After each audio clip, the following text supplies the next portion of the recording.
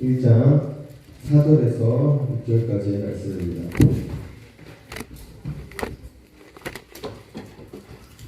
1장 4절에서 6절까지의 말씀 다 찾으셨으면 한 목소리로 합독해서 읽도록 하겠습니다. 시작. 곧 창세전에 그리스도 안에서 우리를 택하사 의로 하나님 안에서 그 앞에 거룩하고 흠이 없게 하시려고 그 기쁘신 뜻대로 우리를 영접하사 예수 그리스도로 말미암아 자기의 아들들이 되게 하셨으니 이는 그가 사랑하시는 자 안에서 우리에게 거저 주시는 바 그의 은혜의 영광을 찬송하게 하려는 것이다. 아멘. 이렇게 또 각 기관별로 찬양을 하니까 되게 좋네요. 그렇죠? 예, 그래서 기도 제목도 나눌 수 있고 또 어떤 여전도 회원분들의 또 어떤 비슷한 공통적인 어떤 경험들, 그리고 또 같이 또 항상 기도하겠습니다. 오늘은 그 구원과 관련해서 이제 예정이라는 이 교리를 함께 배워보려고 합니다. 우리가 이제 이 예정, 성부 하나님의 예정, 그리고 성자 하나님의 구속, 그다음에 성령 하나님의 이 10가지를 순서대로 이제 함께 배워보려고 합니다. 오늘은 그 중에 좀 어려운 가르침, 어려운 교리라고 할 수 있는 예정입니다. 우리의 구원의 출발점이 어디일까요? 우리의 구원의 출발점이 어디인가? 이것을 찾는 것은 중요한 문제입니다. 우리가 예수님을 믿기로 작정했을 때, 아니면 교회에 출석하기 시작했을 때, 아니면 또 우리가 세례교인으로 등록했을 때, 아니면은 또 내가 예수님 앞에서 얼마나 큰 죄인인지를 깨닫고 회심하는 순간, 어떤 순간에 우리의 구원이 시작될까요? 성경은 창세전에 그리스도 안에서 우리를 택하사라고 말합니다.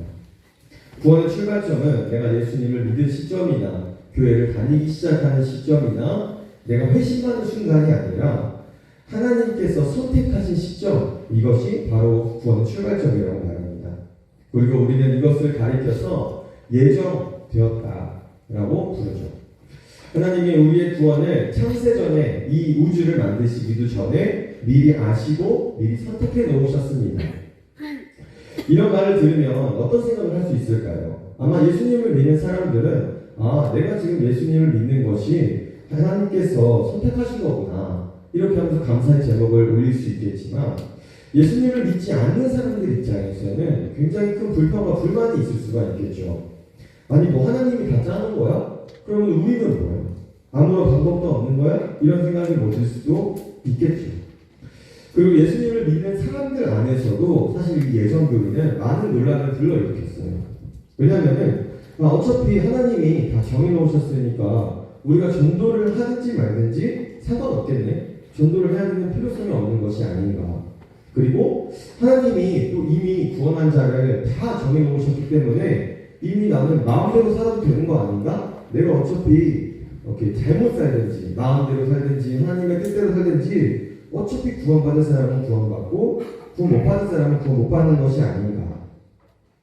이처럼 예정교리는 불신자들뿐만 아니라 교회 안에서조차 많은 논란을 일으켰습니다. 그럼에도 불구하고 왜 우리가 예정교리를 알아야 하는지, 이 어려운 교리, 복잡한 교리를 알아야 하는 이유는 바로 성경이 말하고 있기 때문인 것입니다. 존 칼빈이라는 사람이, 신학자가 이런 말을 했습니다. 같이 한번 읽어볼까요? 시작. 우리는 성경이 가는 곳까지 가야 하고 성경이 멈추면 우리도 따라 멈춰야 한다. 성경이 이 예정이라는 가르침까지 가고 있기 때문에 우리도 이 예정이라는 가르침까지 배우고 가야 하는 것입니다. 반면에 성경이 멈추는 곳도 있습니다. 그런 곳에 도달하게 되면 우리도 호기심을 절제하고 성경이 멈추는 곳에서 멈추어야 합니다. 실제로 중세시대에 이제 신학이라는 이 학문이 시대의 중심에 서 있었던 그런 시대가 있었습니다. 그래서 사람들은 실제로 천사들이 바늘 끝에 도대체 몇 명까지 앉을 수 있을까? 천사들이 반 끝에 앉아서 몇 명까지 춤출 수 있을까? 이런 어떤 질문들을 하기 시작했다고 해요. 이처럼 우리가 궁금하다고 해서 성경에 기록되어 있지 않은 질문들에 대한 답을 계속 추구하다 보면 우리는 결국 사변의 늪에 빠지게 되고 합니다.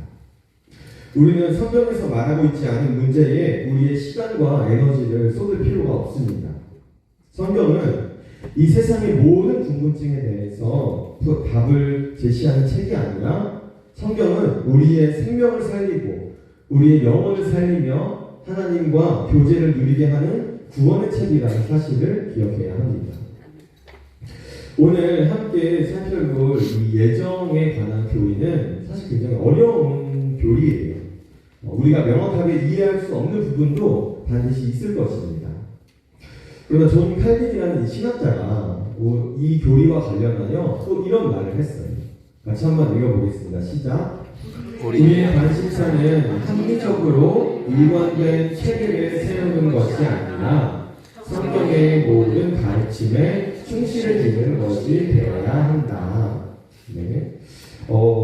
좀 어려운 말이죠. 그러니까 우리가 이 예정 교리를 배울 때 이 성경에 나온 예정의 가르침에 대해서 우리가 일관되게 또 체계적으로 또 우리가 이해할 수 있게끔 합리적으로 이해하지 못하더라도 하나님의 말씀이 기록된 성경의 내용을 그대로 받아들이고 충실해지는 것이 더 중요하다고 말하는 것입니다.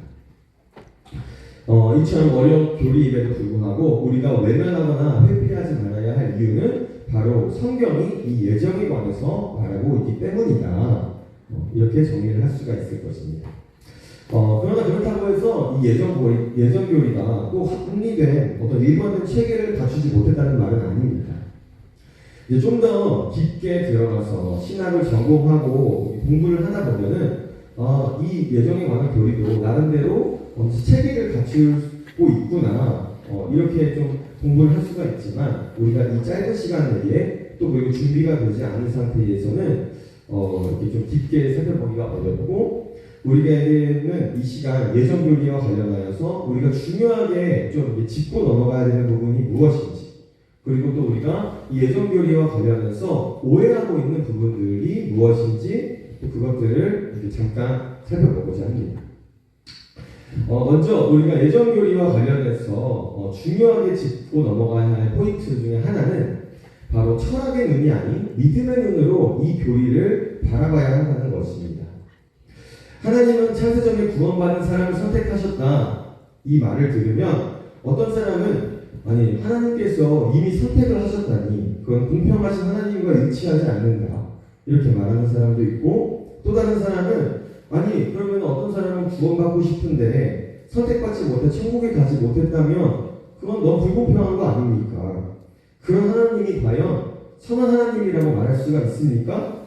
이렇게 말하는 사람도 있을 거예요.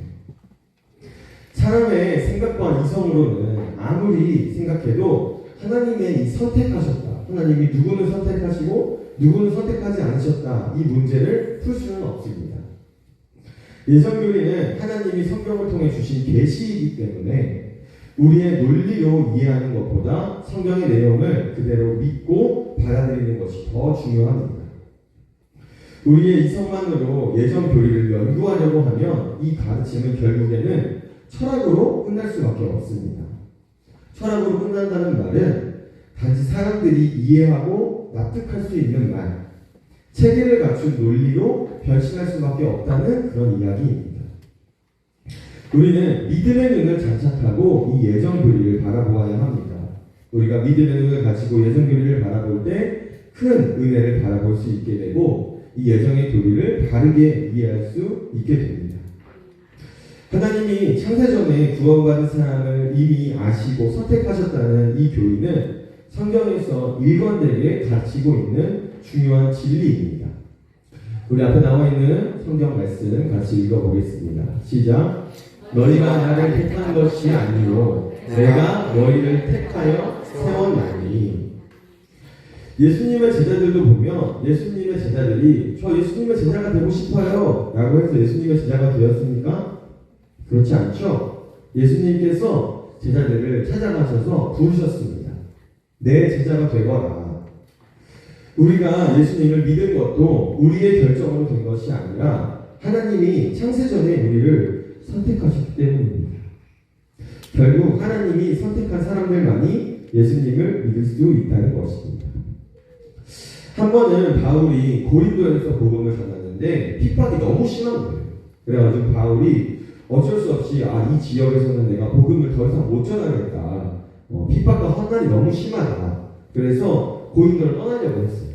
그런데 하나님께서 바울에게 고린도를 떠나지 말라고 말씀하셨어요. 왜냐하면 고린도에 하나님이 영생을 주기로 작성된 백성이 많다. 이 성 중에 내 백성이 많다라고 하나님께서 말씀하셨기 때문이에요. 바울은 그런 하나님의 말씀을 듣고 1년 6개월 동안 고린도라는 지역에서 복음을 전하고 그 결과 수많은 사람들이 예수님을 믿게 되었고 또 고린도라는 지역에 교회가 세워지게 되었습니다.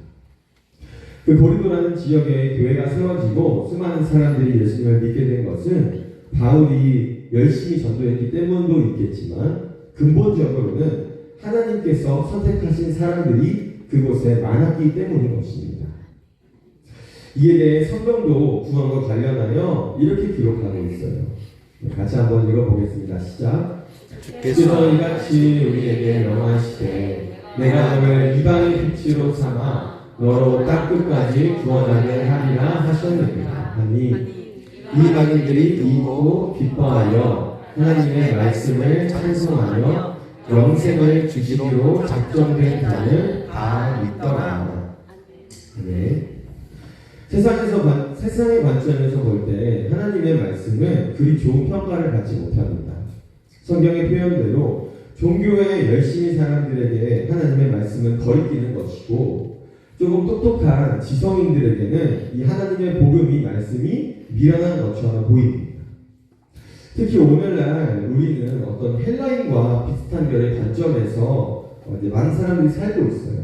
그래서 하나님의 복음을 들을 때 이것들이 굉장히 미련하게 보이기 마련입니다.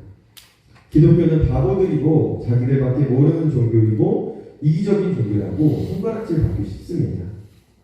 그러나 하나님께서 작정하신 사람들에게 복음은 유대인과 헬라인을 막론하고 하나님의 능력이 됩니다. 하나님께서 작정하신 사람들은 모두 하나님의 말씀을 믿음으로 받아들일 수 있게 됩니다. 오늘도 우리가 하나님의 말씀을 듣고 믿음으로 받아들일 수 있는 것은 우리가 대단한 믿음을 소유했기 때문이 아니라 오직 하나님의 선택 때문인 것입니다. 또 하나 두 번째로 이 예정교리는 성도들을 위한 가르침이라는 것입니다. 만약 어떤 사람이 전도할 때 이 예정교리에 기초해서 형제님 하나님이 당신을 택하셨다면 당신은 하나님을 믿게 될 거예요. 하지만 당신이 지금 하나님을 믿지 않는다면 당신은 버림받은 사람입니다. 이렇게 말할 수밖에 없는데 사실 이렇게 하면 전도가 되진 않겠죠. 이 선택의 교리, 예정 교리는 불신자들을 향한 것이 아니라 성도들을 위한 가르침이고 성도들을 위한 교리입니다. 이 예정 교리는 성도들로 하여금 확신을 가지고 기쁨으로 살아갈 수 있도록 가르치신 교리라는 것입니다. 만약 구원이 하나님의 선택이 아니라 나의 선택이었다면 어땠을까요? 우리가 만약에 하나님께서 우리를 선택하신 것이 아니라 내가 선택해서 믿는 것이었다면 우리의 구원은 한없이 흔들릴 수밖에 없습니다. 구원의 확신도 가질 수 없고 늘 불안한 상태에서 살 수밖에 없게 됩니다. 내가 구원받은 것이 맞을까? 내가 지금 이렇게 살고 있는데 내가 정말 하나님의 자녀일까? 내가 올바른 길을 선택하고 있는 것이 맞을까? 이런 불안 가운데 살아갈 수밖에 없다는 것입니다. 죽는 날까지 매 순간 긴장하며 살게 될 것이고 그렇게 불안과 초조 속에 살다 보니 우리의 영혼은 피폐해지고 피곤해질 수밖에 없게 될 것입니다. 하지만 하나님은 예수님을 믿는 사람들이 이렇게 살아가기를 원하지 않으십니다. 우리는 늘 변하지만 변하지 않으시는 또 전지전능하신 하나님이 태초 이전부터 구원을 예정하셨기 때문에 또 그리고 하늘나라까지 우리를 안전하게 인도하실 것이라는 확고한 신앙을 가질 때 우리는 고문을 당하든지 박해를 당하든지 유혹을 받든지 어떤 일을 겪더라도 기쁨으로 신앙생활을 할 수가 있습니다. 구원은 하나님이 시작하셨고 하나님이 완성하실 것입니다. 내가 잘못했다고 해서 중간에 나를 버리시거나 계획을 수정하시는 분이 아니라는 것입니다.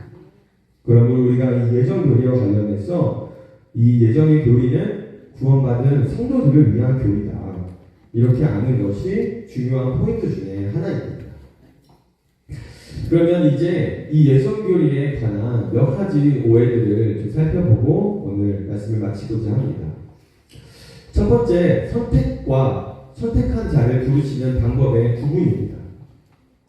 하나님이 알아서 다 구원하실 텐데 우리가 굳이 전도할 필요가 있을까요? 전도를 하든지 말든지 어차피 구원받은 사람은 하나님께서 다 정해놓으신 거잖아요. 이와 같은 상황 때문에 예정교리는 전도를 방해한다고 생각하는 사람들도 있었습니다. 교회를 살리기 위해서라도 이 선택교리를, 예정교리를 가르쳐서는 안 된다고 말하는 것이죠. 그러나 우리가 분명하게 구분할 것 중에 하나가 바로 하나님이 선택하셨다는 것과 선택한 자를 부르시는 방법은 다른 이야기라는 것입니다. 하나님이 창세전에 구원받은 사람들을 정해놓으셨지만 전도를 통해서 선택한 사람들을 부르십니다. 위에서 말했던 사도 바울의 상황이 바로 그랬습니다. 여기 앞에 나와 있는 구절 같이 읽어보겠습니다. 시작. 밤에 주께서 햇산 가운데 바울에게 말씀하시되 두려워하지 말며 침묵하지 말고 말하라. 내가 너와 함께 있음에 어떤 사람도 너를 대적하여 해롭게 할 자가 없을 것이니 이는 이 성 중에 내 백성이 아니리라 하시더라. 하나님께서 고린도에서 복음을 전하는 바울이 두려워하지 말아라. 내 그 성 중에 내 백성이 많다. 너는 가서 복음을 담대하게 전하라. 이렇게 말씀하신 것입니다.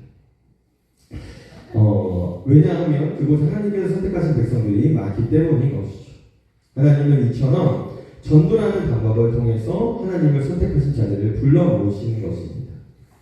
그러므로 예정교리가 전도를 방해한다는 생각은 잘못된 생각에서 비롯된 것이라고 할 수가 있겠죠. 또 그리고 선택의 교리, 예정교리가 없다면 우리가 전도하러 나갔다가 열매가 없을 때 실망하고 포기하게 될 것입니다. 또 우리뿐만 아니라 복음이 전혀 닿지 않는 곳에 전도를 하러 가신, 선교를 하러 가신 선교사님들이 가장 많이 좌절하고 포기하고 낙심하겠죠. 그런데 반대로 예정교리를 믿고 있다면 선교의 열매가 당장 눈에 보이지 않더라도 좌절하고 넘어지지 않습니다. 왜냐하면 하나님의 구원 계획에 나는 한 과정이라는 것을 인식할 수 있기 때문입니다. 바울은 이렇게 말하고 있습니다. 같이 읽어보겠습니다. 시작. 나는 심었고 아볼로는 물을 주었으되 오직 하나님께서 자라나게 하셨나니. 우리가 복음을 전할 때 우리의 세대에서 내가 살아있는 동안 그 복음의 열매를 꼭 봐야 하는 것은 아닙니다. 우리가 죽고 난 뒤에 그 복음의 열매가 자라나서 열매를 맺히게 되는 경우들도 이 기독교의 역사 가운데 많이 있었습니다. 하나님의 구원 계획 중에 내가 지금 씨앗을 심는 중인지, 내가 물을 주는 중인지, 열매를 수확할 때인지 정하시는 분은 바로 하나님이십니다. 예정의 교리를 믿고 있으면 우리는 그저 때를 얻든지 못 얻든지 힘써 복음을 전하는 일에 집중하고 정진할 수가 있습니다. 그러나 우리가 이런 예정 교리를 믿지 못하면 문제를 항상 자신에게서 찾을 수밖에 없고 눈에 보이는 결과에 크게 유동하게 됩니다. 예정 교리를 믿는 사람은 아무리 많은 사람들이 예수님을 안 믿는다 할지라도 계속해서 씨를 뿌리게 되는 것입니다. 또 마지막으로 어떤 사람들은 이런 문제를 제기할 수도 있어요. 천국을 약속받은 사람들은 아마 열심히 살지 않을 거예요. 선택받았기 때문에 아무렇게나 살아도 구원받을 수 있다는 그런 얘기겠죠. 이런 사람들의 생각 속에는 사실 열심히 살면 상급을 주고 열심히 살지 않으면 벌을 받는다는 그런 어떤 당근과 채찍 이론이 박혀 있는 것입니다. 열심히 안 살아도 하나님께서 선택하시면은 구원받는다고? 그러면 도대체 누가 열심히 살겠어? 이게 이런 생각인 것이겠죠. 잘한 것에 대한 보상과 못했을 때에 벌을 받는다는 생각은 이 세상 논리와 가르침이지 하나님 나라의 논리와 가르침은 아닙니다. 그래서 이런 생각을 하는 사람들은 선택 도리를 몰라야 오히려 열심히 살 거라고 오해하기도 합니다. 그러나 사실 앞으로 배우겠지만 선택 도리는 우리를 더욱 거룩하게 살게 하는 원동력입니다. 이 부분은 앞으로 배울 성화라는 부분에서 또 자세하게 살펴보겠습니다. 그러면 마지막으로 내가 선택을 받았는지 아닌지는 어떻게 알 수 있을까요? 선택을 받았는가 안 받았는가 하는 것은 우리가 느낌으로 아는 것이 아닙니다. 내가 기도를 열심히 하면서 내가 지금 구원받았구나 라는 믿음이 내 마음에 강하게 밀려온다라는 어떤 그런 느낌과 감정의 상태 등으로 알 수 있는 것이 아닙니다. 내가 구원받았는지의 여부는 내가 그리스도 안에 있느냐 없느냐의 차이로 알 수가 있습니다. 그것이 무슨 말이냐? 나를 위해 죽으시고 부활하신 예수님의 공로로만 구원이 가능하다는 것을 믿는 믿음이 지금 내 안에 있는가? 이것이 바로 선택받은 사람들을 확증시켜주는 표적이라고 말할 수 있습니다. 내가 선택받았는지 아닌지는 다른 사람이 판단할 수도 없고 나 역시 다른 사람을 판단할 수 없는 것입니다. 왜냐하면 자신의 믿음이 진실인지 가짜인지는 자신만 알 수 있기 때문입니다. 그러므로 우리가 유의할 것은 어떤 사람이 현재 안 믿고 있다고 해서 또는 교회를 다님에도 불구하고 내가 봤을 때 저런 사람이 어떻게 구원받은 사람일까 라고 생각되는 순간이 있을 수 있지만 그것은 하나님의 선택이지 우리가 감당하고 우리가 판단할 수 있는 문제가 아니라는 것입니다. 우리가 할 수 있는 것은 그 사람이 죽는 날까지 그를 위해 기도하고 전도하는 일뿐입니다. 다른 사람이 선택받았는지 아닌지에 관심을 갖기보다 하나님 그 사람을 사랑한다면 그를 위해 기도하고 전도해야 하는 것이 우리가 해야 하는 마땅한 일일 것입니다. 네. 오늘은 이처럼 예정에 관한 어떤 포인트들, 또 중요한 것들과 오해들에 관한 몇 가지를 살펴봤습니다. 이 예정 교리는 사실 정말 좀 공부할수록 쉽게 좀 이렇게 딱 결론을 내리기가 어려운 부분들이 있습니다. 그러나 우리가 또 앞으로 점점 더 공부할 기회가 있으면 또 공부를 해가면서 또 하나님에 대한 어떤 오해들을 풀고 또 건강하게 또 건전하게 그리스도 안에서 구원을 누리는 우리가 되었으면 좋겠습니다. 기도하겠습니다.